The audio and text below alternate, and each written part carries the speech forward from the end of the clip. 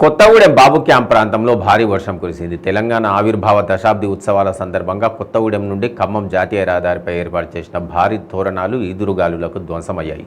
రహదారిపై ఏర్పాటు చేసిన ఫ్లెక్సీలు లారీపై పడడంతో పెను ప్రమాదం తప్పింది.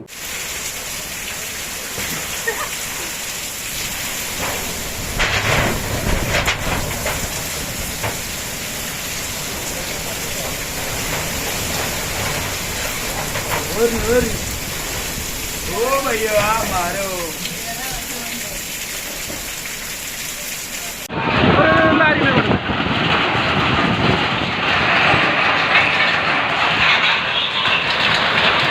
వాడు తప్పేం లేదు.